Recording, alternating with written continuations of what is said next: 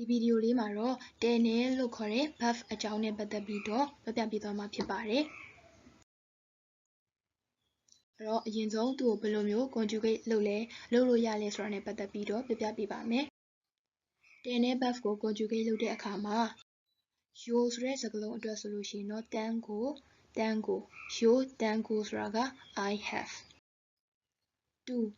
ဆိုတဲ့စကားလုံးအတွက်ဆိုလို့ရှိရင်တော့ tns to tns ဆိုတာက you have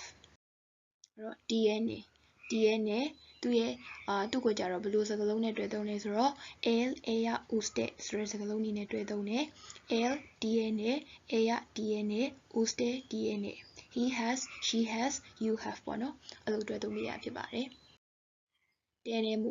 tenemos ကိုကြတော့ nosotros နဲ့တွဲသုံးပြရတာဖြစ်ပါတယ်အဲ့တော့ nosotros tenemos ဆိုလို့ရှိရင်တော့ we have လို့အဓိပ္ပာယ်ရပါတယ် tenéis သူကကြတော့ vosotros ဆိုတဲ့စကားလုံးလေးနဲ့တွဲသုံးပြရတာဖြစ်ပါတယ် vosotros tenéis ဆိုလို့ရှိရင်တော့ you have ကသူတို့ form အနေနဲ့သုံးထားတာဖြစ်ပါတယ်you have ပေါ့နော်အဲ့တော့ you have ဆိုလို့ရှိရင်တော့ vosotros tenéis နောက်ဆုံးတစ်ခုကတော့ tienen သူ့ကိုကြတော့ ellos ellas ustedes ဆိုတဲ့စကားလုံးလေးနဲ့တွဲသုံးပြရတာဖြစ်ပါတယ်အဲ့တော့ yo tengo tú tienes él tiene ella tiene usted tiene nosotros tenemos vosotros tenéis ellos tienen ellas tienen ustedes tienen ဒီလိုပုံစံမျိုးနဲ့ conjugate လုပ်ပေးရမှာဖြစ်ပါတယ်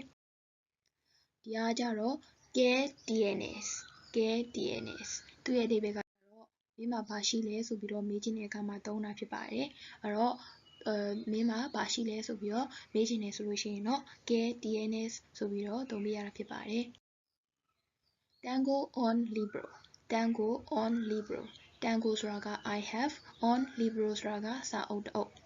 ဟုတ်တယ် I have a book အဲ့တော့သူ့ရဲ့အဓိပ္ပာယ်ကျွန်တော်မှာစာအုပ်တစ်အုပ်ရှိတယ်ဒါဆိုလို့ရှိရင်တော့ tengo un libro ဆိုပြီးတော့သုံးပြရတာဖြစ်ပါတယ် tengo dos lápices tengo ဆိုတာက I have dos lápices ဆိုတာကကြတော့ခဲတံနှစ်ချောင်းအဲ့တော့သူ့ရဲ့အဓိပ္ပာယ်ကကြတော့ I have two pencils ကျွန်တော်မှာခဲတံနှစ်ချောင်းရှိတယ်ဆိုလို့ရှိရင် tengo dos lápices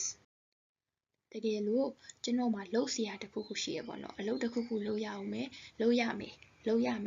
မျိုးပြောချင်တဲ့အခါမှာဆိုလို့ရှိရင်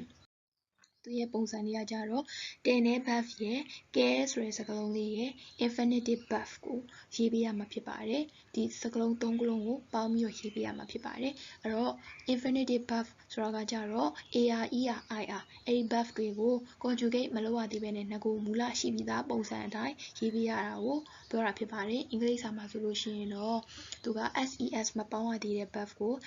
infinitive verb လိုမျိုးခေါ်တယ်လို့ပဲစပိန်မှာဆိုလို့ရှိရင်လည်းconjugate မလုပ်ရသေးတဲ့ verb တွေကို infinitive verb လို့ခေါ်တာဖြစ်ပါတယ်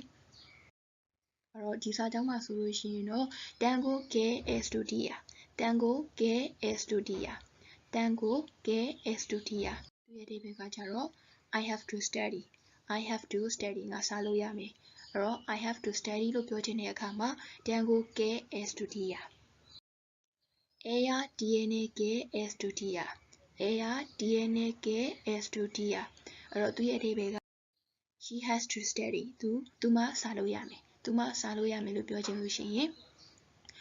ella tiene que estudiar အဲ့တော့တစ်ခုခုကိုလုပ်ရမယ်ဆိုပြီးတော့ပြောချင်တဲ့အခါမှာဒီလိုပုံစံလေးနဲ့ပြောပေးရမှာဖြစ်ပါတယ်အဲ့တော့အားလုံးကျေးဇူးတင်ပါတယ်